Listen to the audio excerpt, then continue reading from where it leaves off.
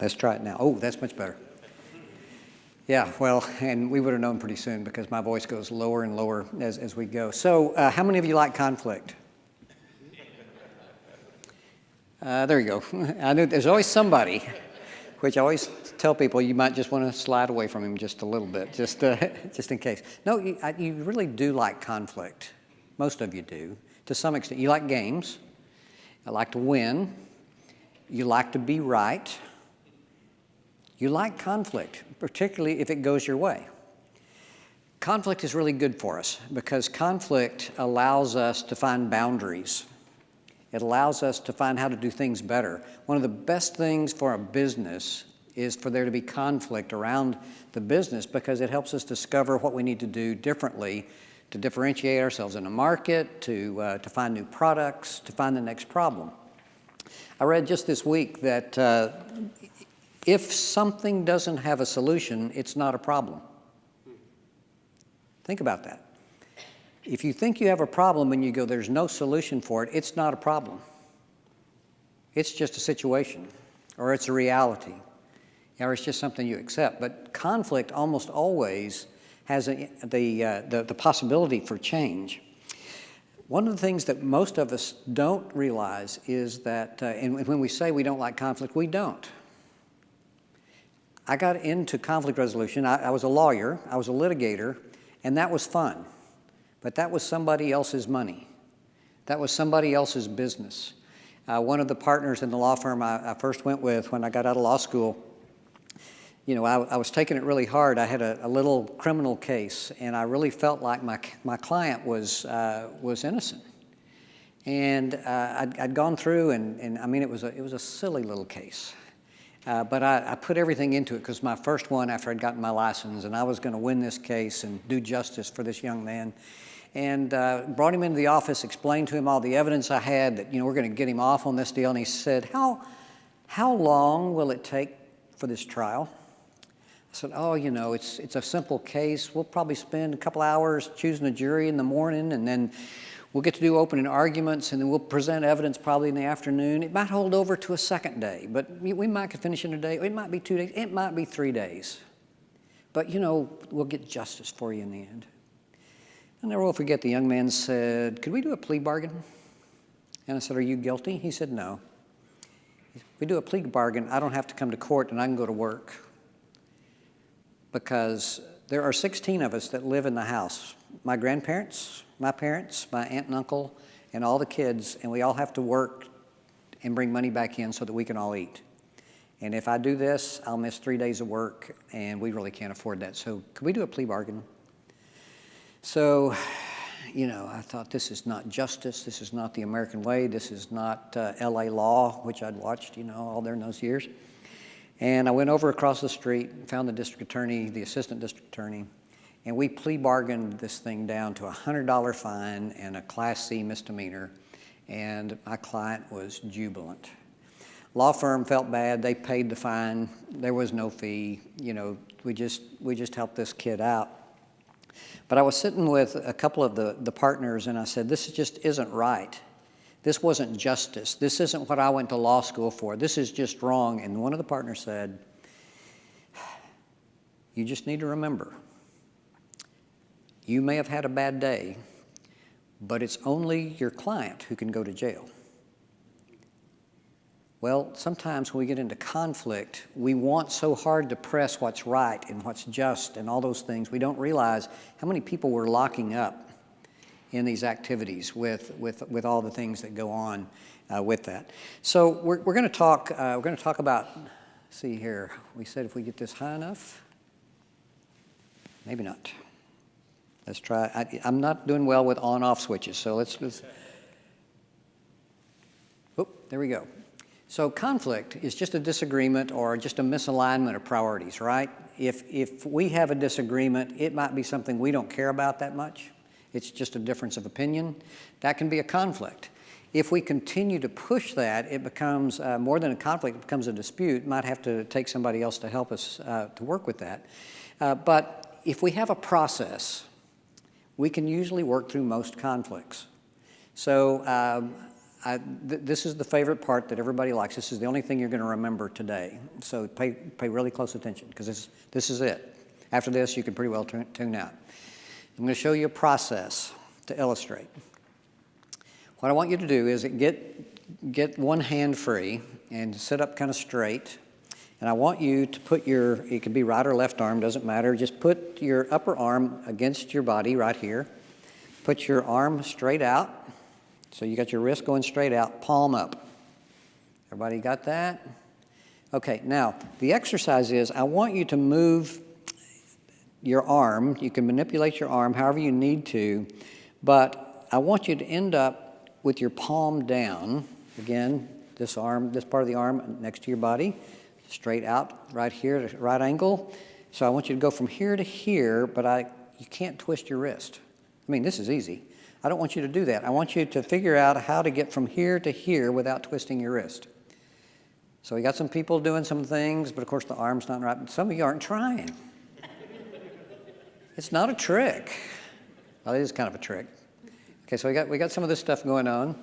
You look kind of like the Egyptian dancer things going there. Okay, you know I'm going to show you how to do it, right? Okay, so arm straight out. Were you doing this at lunch? Were people from the first one doing this at lunch? Okay. So all you got to do is, you've got it here. Remember, you want to keep this plane just as flat as you can. Take your palm and put it to your shoulder. Take the palm and slide it down in front of your stomach. Fingertips out to the front. Thumb here. Thumb stomach. And straight out.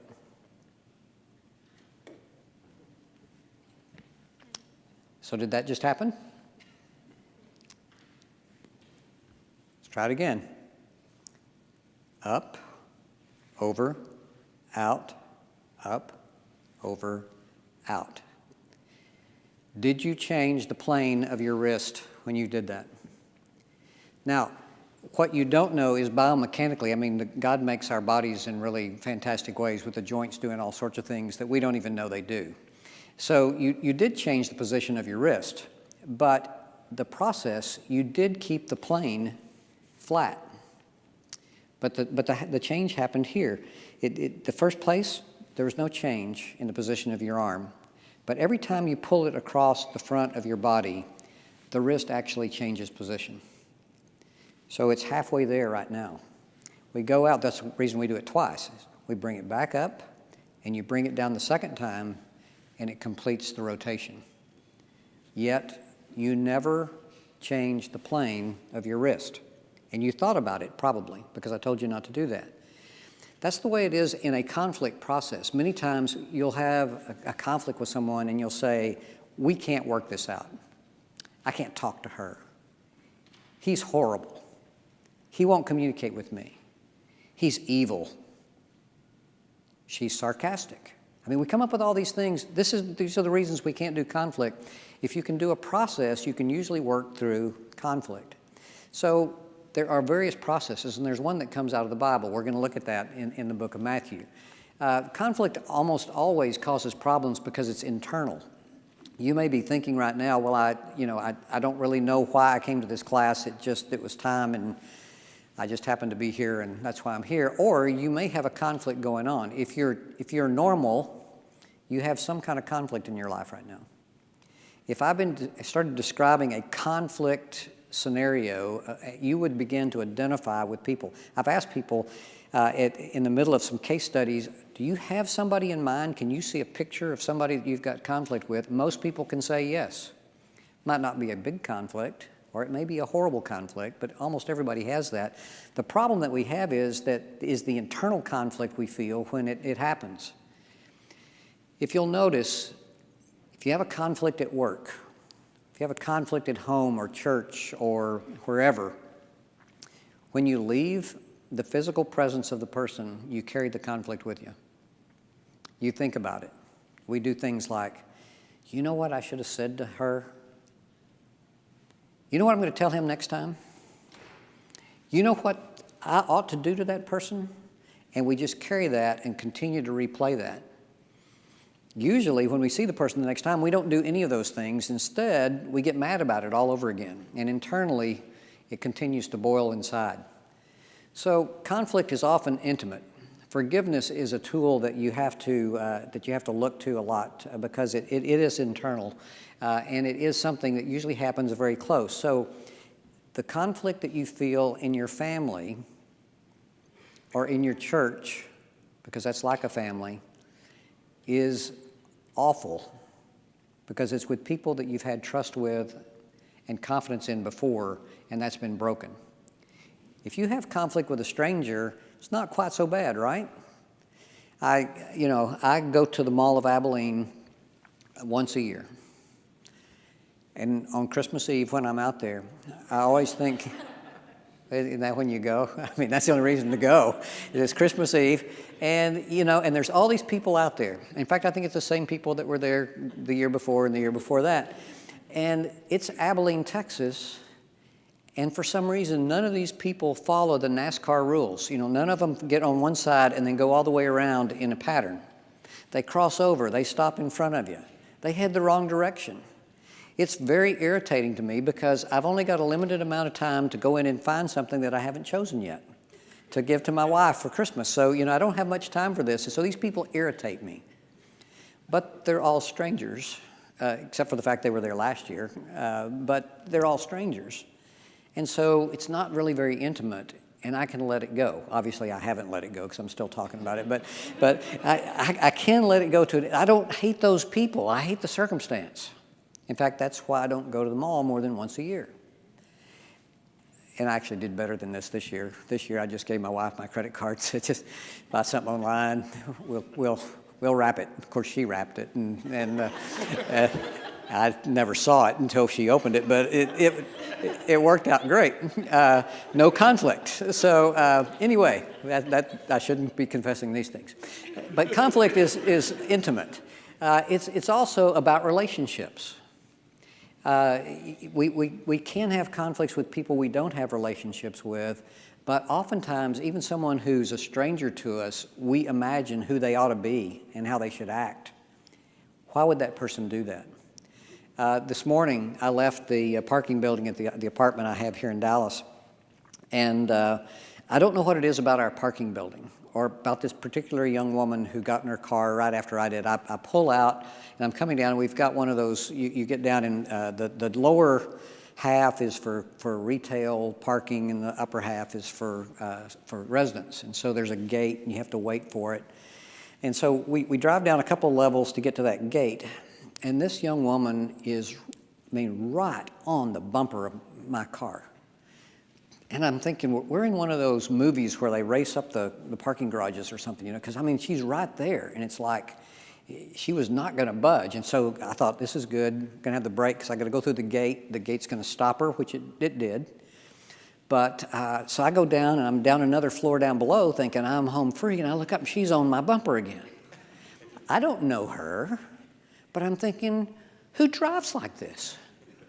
What's wrong with you? Stop it. Get off my bumper. I'm tapping the brake, and I'm doing things and thinking I'm going to go to a church conference. Just don't say or do anything that anybody could. And so I get out, and we get out on the street. She's behind me, and we get about halfway up, and she pulls around me real fast and comes right back over in front of me and, makes the turn. And then we get on the tollway, and I thought, oh, please, God, please don't let this be somebody going to the road conference, family conference. And it wasn't. But she gets out on the freeway, and she slows way down. It's 45 miles an hour. And I'm and right in front of me. And I'm thinking, who does this? Nobody does this. And so I wait for a while. I'm just going to be patient. She's waiting, for a car to warm up before she takes off. I'm going with this, and I get back, and she just keeps on poking along. So finally, I just get around, and I just floor it, and I go past her. And again, I say, no eye contact. Just keep going. She may be coming to the road conference. Don't want to be, seeing somebody later. Got past her, got on up there, and I thought, I got halfway up here, and I thought, I was mad at that woman. I had a conflict with her. She probably had no clue that anything she had done had upset me. Yet, it could tie me up for 5 or 10 minutes to where that's what I think about. Now, what do you do when you go home? How was your day? Let me tell you about all these people that did bad things to me. You wouldn't believe. My boss told me that I couldn't do whatever it is anymore. Why would he do that? I am so oppressed. That's not oppression, really, is it? But we do it. That's the way we tell stories, right? Let me tell you about all the bad things that happen. I called the IRS the other day. No particular reason, just thought I'd call them. And was checking on a new law that was coming out, and I wanted to see how that impacted me. I'm getting close to retirement. Mike's not. He's going to work forever. But I'm getting close to retirement, and I had already talked to Medicare about some things, and I was going to call IRS. I call IRS, and I'm expecting a really bad experience. Phone rings. Guy answers. My name is Joseph. How can I help you? Well, Joseph, my name's Joe. He goes, is that short for Joseph? No, it's just, we had this little thing going there, and I was going, nope. Here's what I need to know. And Joseph said, well, let me explain that to you. So he went through it, and he said, now, that's one condition. Now let me tell you about another thing that you could look at. And he explained this other. And he said, and there's a third part of that. And he went through that. And I thought, this is the most helpful call I have ever had trying to get this kind of information over the phone. I said, Joseph, give me the name of your supervisor. He says, oh my goodness, what did I do? I said, you did great. I want to tell your supervisor how well you did. He said, well, there's an 800 number you can call. I said, okay, I can do that, but give me your full name, give me your supervisor's name. He goes, I'd rather not. I said, no, seriously, Joseph, I want to tell people you did a great job. And he said, you're not kidding me, right? Because usually I get complained about. And I don't think I've done anything. I said, no, you've done a great job.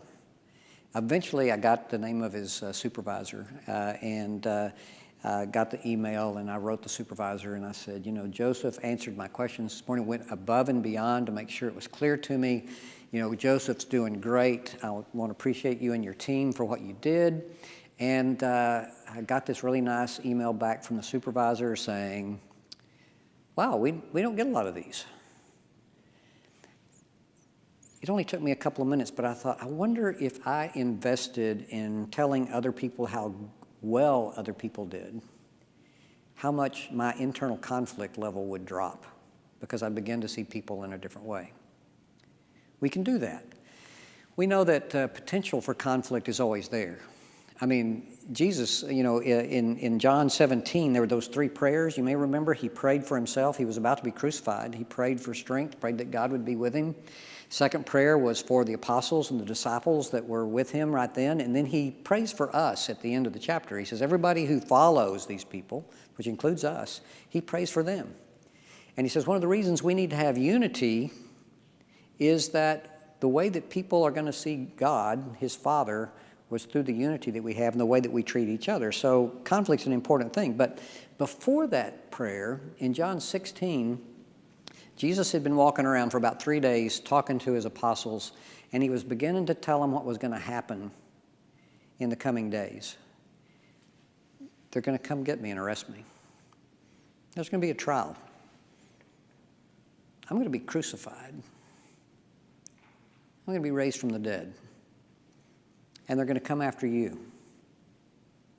Jesus at the end of John 16 says, I've told you all these things, that little list I just went through, I've told you all these things so that you could have peace.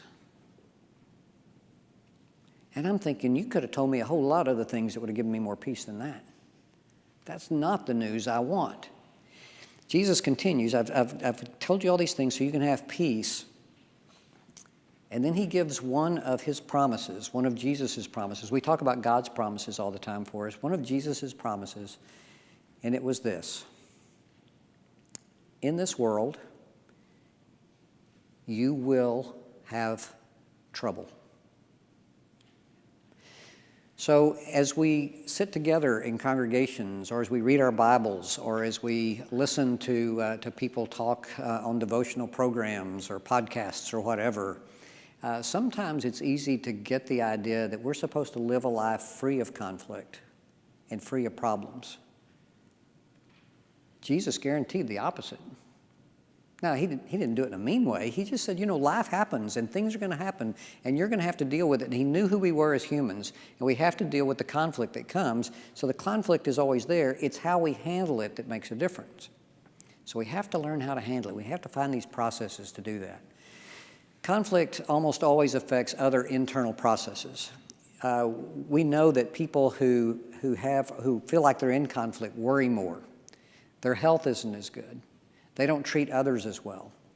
The worst I ever treat my sweet wife is after I've had a really bad day at work in conflict.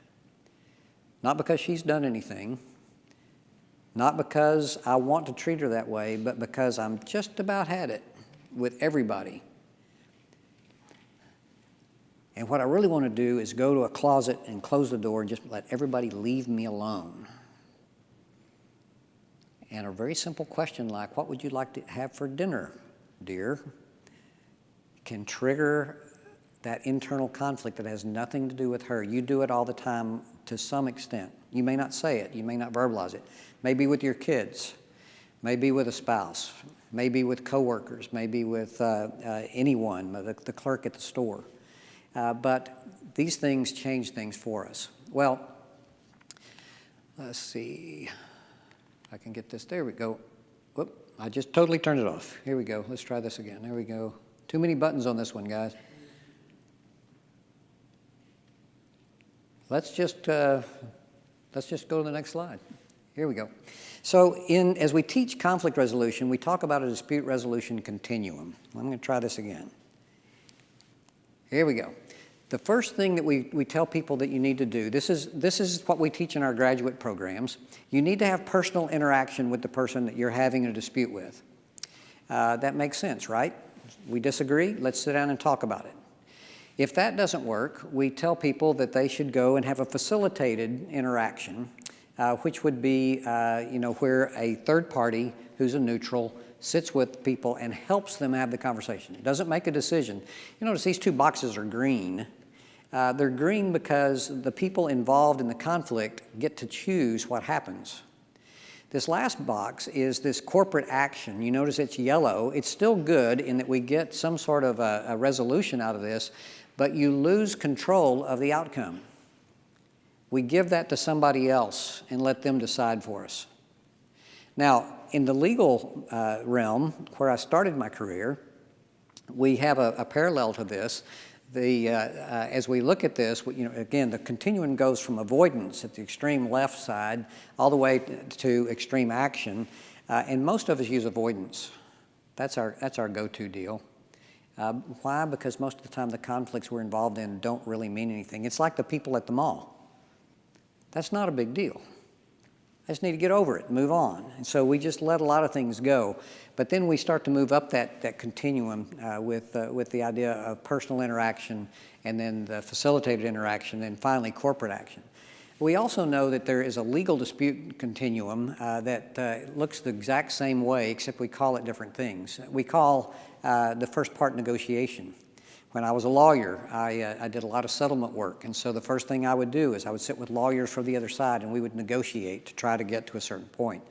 A lot of my personal practice and consulting practice has been making deals for people. A lot of professionals don't like to do that, even other lawyers. They don't want to negotiate their leases. They don't want to buy cars. They don't want to do things. And so a good part of my practice through the years was somebody said, I want this, and I would just go out and make deals for it. It's fun. It's somebody else's money. I don't have to worry about it, and they're just happy to pay me. I'd probably pay me more than I saved them, but that's great business, right? It was for me.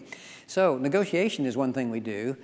We call the central one mediation, where a third party who has no desire to influence the way it goes sits down and just facilitates a conversation with people. And then finally, that last block is arbitration and litigation. I liked that part of my work. I was trained as a litigator. We did banking and financial institution work, involved in some really big cases. When I went to Abilene, Texas to practice, there were a lot of bank failures there, and so there was a lot of litigation, and I thought that was a lot of fun. Again, it wasn't my money, and I got to go win, or try to win. And it was just a great existence. But you know, the truth is, we didn't do much good. The last 2 cases I worked on in that particular law job were cases we already knew the institutions were going to be closed by the federal government. So in essence, I was working for you, the taxpayer, although it didn't say that yet. And we were just told to just draw this out long enough until the government could close those banks. And so everything I did was just to cost the other side money. Really a dumb way to take care of problems, because we could have worked out most of the litigation at the negotiation table, but nobody would do that. Not the best way to go. Sometimes litigation is what we have to do, but that's not always the best way to go. Well, so where did this come from? The thing is, this whole continuum comes from Jesus in Matthew 18. And when you ask about conflict resolution, people will always say, well, of course, Matthew 18 tells us how to do this, and it does, but you have to look at the entire chapter. We're going to do that in a minute. But this is the part everybody looks at. It says, if your brother sins against you, go to him and show him his fault. And just between the two of you, so negotiation, if he listens to you, you've won your brother over. So that's a win. That's the way we ought to do things first. But it says in the next verse, if he will not listen, take 1 or 2 others along so that every matter should be established by the testimony of 2 or 3 witnesses. This isn't a witness to the original harm that was done, to the original conflict. It is a witness to the conversation about the conflict. Because the truth is, what Jesus is saying is, I know that you get into that. You may think you're right, but you may need some people around you to tell you you're not being reasonable. A facilitated conversation. And then finally he says, if he refuses to listen to them, to those witnesses, then tell it to the church. That's an authority who can make a decision. Okay? Well, that's great. And then he says something else, and this is the part I loved as an attorney. He says, if he refuses to listen even to the church, treat him as you would a pagan and a tax collector. That's the great part. We get to punish him. We get to ostracize him. We get to label him. We get to say he's a bad person. I'm right, he's wrong. They all agree. This is a wonderful day. Justice wins. Okay, so keep all that in context, because that's what most of us think about when we think about biblical conflict resolution. There's more to it. So going back, there are actually 5 steps in the Matthew mandate. And the one that we just talked about was number 4. Step number 1 is change and become like little children. If you have your Bible, Matthew 18 starts out with this. Jesus and his disciples were walking around. At that time, the disciples came to Jesus and asked, who is the greatest in the kingdom of heaven? And he called a little child and had him stand among them. And he said, I tell you the truth, unless you change and become like little children, you will never enter the kingdom of heaven. Therefore, whoever humbles himself like this child is the greatest in the kingdom of heaven. So what we need to see here is we need to see that we're humble. We don't assume we're always right. If you've really been around little kids, they don't assume they're right about everything. That's a learned behavior. They trust people. They generally want to get along. Yes, sometimes they're a little self-centered, but it's all very innocent. We also know that you shouldn't assume that you're entitled. We talk in Western cultures, we talk about the rights we have. That's one of the things I loved about going to law school is I could protect people's rights. The truth is that I'm protecting my own rights because I want to be treated a certain way if I get into a situation like one of my clients. It's very self-centered. Just as a contrast, the Jewish people didn't have, originally, under the Talmudic law, did not have the concept of individual rights. It was the concept of privilege, and the privilege was, I am privileged to be part of this community, and I will do things for others. And the result of that is if everybody was doing things for others, then everyone got taken care of. We flipped that over and said, I have rights, and I'm going to enforce those. There's something to that. I'm sworn as a lawyer to protect the Constitution of the United States. I get that, but at the same time, it changes our priorities in the way that we see, the way that we deal with conflict. So, you also need to be humble because to recognize you are not the overall authority. There is a greater source. We also need to be thinking that we need to protect the humble. He goes on in Matthew 18 to say, "And whoever welcomes a little child like this in my name welcomes me. The host to the humble is the host to Christ. But if anyone causes one of these little ones who believe in me to sin, it would be better for him to have a large millstone hung around his neck and to be drowned in the depths of the sea." Not only are you supposed to protect, it says that God's not going to take it kindly if you mess with people who are humble. So you're supposed to be humble. You're supposed to look around for other people who are humble, and you're supposed to protect them. There will be problems for you. In fact, it goes on here to say that, you know what?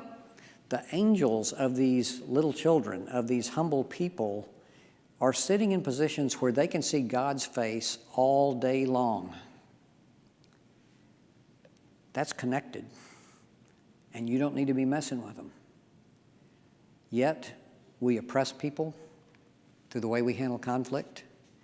We use our own, this is a different use of the word privilege, we use our own privilege to push people out of certain situations. It's very important that we learn this idea of humility as the first part of conflict resolution. I'm never standing the right direction. It goes on to say, I'm not going to spend a lot of time with this, that you're better off just being completely without a person who brings evil and sin. But this also brings rise to an idea that separation is always good. And that's not really God's plan for reconciliation. But there are times that you need to separate from those folks. Now, this is an odd thing. So they're walking along. They've talked about who's the greatest. And remember, that came out of pride. And we know from other Gospels that it was probably a discussion that was started even by the mother of James and John, who said, hey, go ask Jesus if you can sit on the right and the left and be, the top people in heaven. That's probably the same instance we're seeing here. So it wasn't born out of we want to be better people and we want to be the greatest people we can be. It was more out of who can have the best elevation in the organization. So he talks about this humility idea, and then all of a sudden, in the midst of this, he says, "See that you do not look down on one of these little ones, for I tell you that." That's where he says that their angels in heaven always see the face of my Father who's in heaven. What do you think? If a man owns 100 sheep and one of them wanders away, will he not leave the 99 on the hills and go to look for the one who wandered away? And if he finds it, I'll tell you the truth, he is happier about that one sheep than about the 99 that did not wander off. In the same way, your Father in heaven is not willing that any of these little ones should be lost. So I tell this story. I was raised in Churches of Christ and vacation Bible schools and Sunday school. And back in my day, audio visuals were the flannelgraph. And some of you may have seen those. If you've not experienced those, it's just a board with flannel on it. And if you don't know what that is, it's a type of material. It's kind of sticky. And they would get these pictures, and you would just stick these pictures up there. And I don't know what it was, but they had sets of pictures. You would go in and get an envelope, and it would have the parable of the lost sheep. But somehow people got those sets mixed up. And so you'd get to class, and this invariably happened. They would say, well, there was a shepherd one time out on a hill. And they'd reach in the envelope, and they'd pull out this shepherd. He'd be about this big, and they'd put him on the flannelgraph. And then they say, and he had all these sheep, and one of the sheep got lost. And they reach in, and they pull out this sheep that's like 12 times bigger than the shepherd, and they'll splat it up there. And I'm a kid, I'm terrified. That's a monster sheep. It's going to kill somebody. Yeah, but they have it up there, and then they talk about this sheep gets lost. And then part of that story was always, where the shepherd had the crook, the long staff with the crook on it, and he would crawl over a cliff, and he would grab the poor little sheep that had just stumbled off the path and rescue them and pull them up and bind up its wounds and put him over his shoulders and carry him back to the flock. You remember all that? And I'm sitting there going, he'll never get that sheep up off there. The sheep is huge. this is never going to happen, you know? And it was just terrifying the whole time that I heard those stories. But then you think about what he actually says here. It's not the little sheep who stumbled and fell off the trail. He knew who the sheep was. I imagine the sheep's name was Herman. And it wasn't a problem. He didn't have to count and say, oh, 98, 99, oh, I'm missing one. I have a feeling that Herman wandered off a lot. And the shepherd could say, where's Herman? No. Herman's wandered off again. And that's the word it uses in this translation. It says wanders off. So he says, okay, guys, take a 5-minute break here. I'm going to see if I can find Herman. And he goes back down the trail. He finds Herman, and he brings him back. And I get the feeling that he's done this over and over and over again.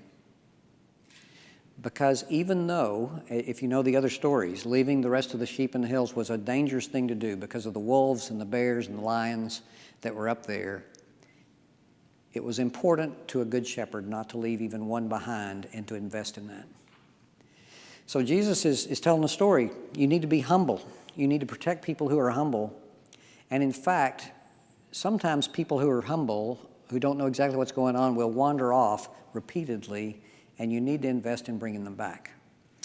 It's at that point that he actually, this is the extra mile part with the story of the sheep, everybody has value no matter how much trouble they cause. It may not seem like it at the time. It's going to require an investment for you to bring peace to that situation. But when it happens, not when you get to the peace, but when you have the opportunity, you should rejoice in that. Some of you serve as leaders in churches, and you know that doesn't always seem that pleasant. But it's always a great opportunity to go try to make peace. Well, then once all that happens, we finally get to those 3 verses in Matthew 18. And it's my feeling, the Matthew mandate says, you've got to have all these other pieces in place before you can use this part. There is a rule in American culture. It comes from old westerns. Now it's been pulled up into space movies and any other kind of action show, but the hero, even if he's a scroungy fella, can always come in, and he will always give someone who is worse than he is 3 chances to be nice. So go back to the old westerns. Our hero rides in. He's dusty. He gets off his horse. He ties it up in front of the saloon, right? I don't know if saloon's ever been said in this auditorium before, but there it is. I've got it out there. He pulls up in front of the saloon, he ties up the horse, and he goes in and he walks across, spurs a jangling, up to the bar, to the barkeep, and he says, give me a shot of whatever he wants. It's a church building, sarsaparilla, which is like soft drink. Give me a shot of that. And somebody who's playing cards over here at the table close by gets up, walks over there and says, we don't like strangers here, get out.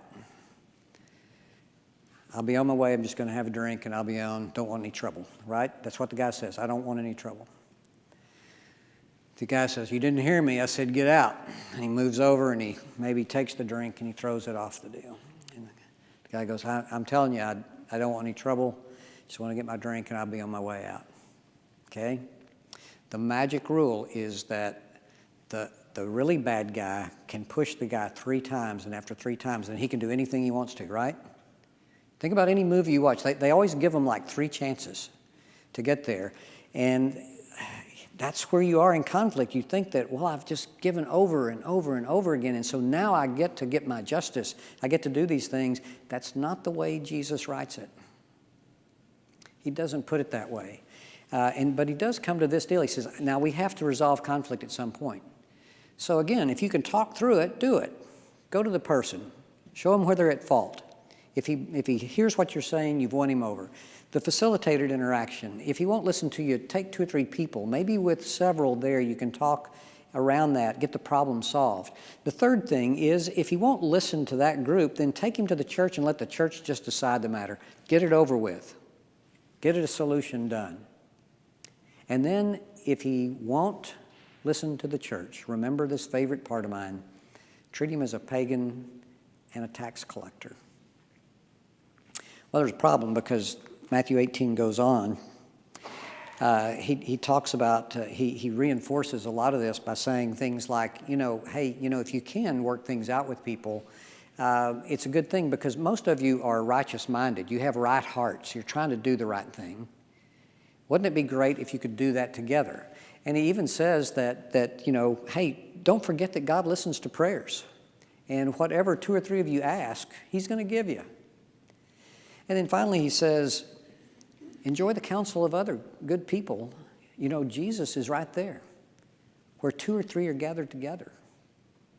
He talks about that. I had a guy that I worked with in conflict, and we were doing a church conflict, and he said, I just want to come along and watch. I'm learning, and he was a former brigadier general, U.S. Army. He kind of scared me because he was used to kind of giving orders and things, and so he said, I'm just going to listen. We'd worked through all morning with an eldership on some items, and he said, could I just say one thing before we break for lunch? And he says, you remember what the good book says? Where 2 or 3 people are gathered together, there will be conflict. And I said, no, that's not it.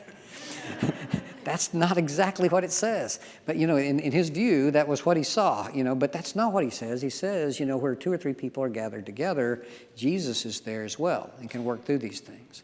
Well, so step 5, you got to have lunch with pagans and tax collectors. You might remember Ross this morning said something about, the fact that he was talking about his single people. You take any lunch invitation you get, so that's why he ate with pagans and tax collectors. He ate with pagans and tax collectors because he knew that reconciliation without relationship is impossible. You can't win people over unless you have a relationship. I've been in churches where they've had trouble with a person, and eventually they say, we've tried and tried and tried. We can't get this person to work with us. We want to exercise spiritual discipline, church discipline. We want to set them out of the church. We want to disfellowship them. And I always tell them that is a decision of church leaders. However, who is assigned to have lunch with them the day after that? Because we have to continue in relationship with that. The reason I know that that's what has to happen is that in the verses following that last piece there, again, I make up things. I'm sorry. I hope that I won't be judged critically, in the last days. But I make up things about what I read in the Scripture.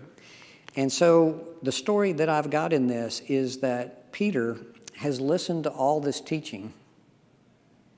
You got to be humble. You got to treat humble people well, take care of them.